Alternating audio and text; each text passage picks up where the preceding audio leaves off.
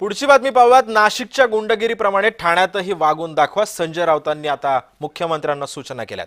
नाशिकच्या गुंडगिरी निमित्त आता राऊतांनी पुन्हा एकदा आता हा मुद्दा प्रकाशात आणून आता राऊतांनी निशाणा साधलाय।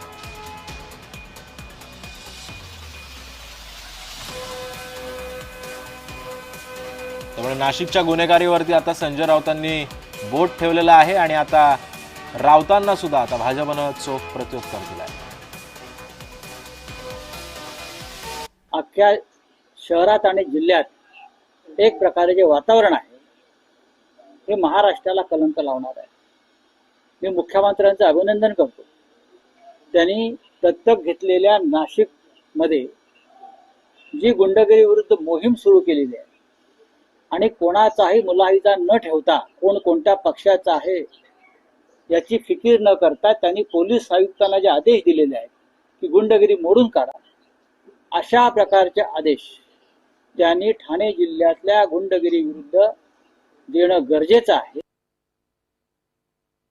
संजय राऊत, नाशिकमध्ये तुम्ही संपर्क प्रमुख असताना मोठ्या प्रमाणात गुंडांना हाताशी धरून नाशिकची वाट लावण्याचा प्रयत्न केला होता, परंतु ते नाशिक आता रुळावर आणण्याचं काम देवाभाऊंच्या नेतृत्वामध्ये सुरू आहे।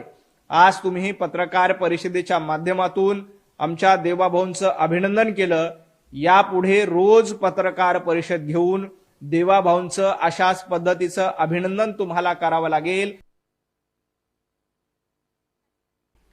तेव्हा आपण पाहतोय संजय राऊतांनी आता मुख्यमंत्र्यांना सूचना दिलेल्या आहेत। नाशिकच्या गुंडगिरी निमित्त राऊतांनी आता हा निशाणा साधला।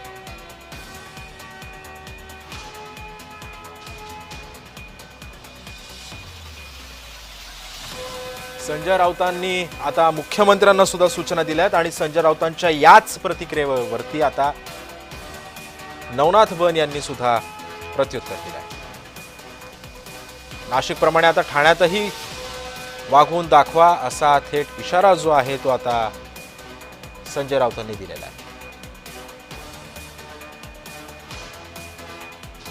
नाशिकच्या गुंडगिरीवरती संजय राऊतांनी भाष्य केलंय। याच वक्तव्याला आता भाजपकडून सुद्धा प्रत्युत्तर देण्यात येत आहे।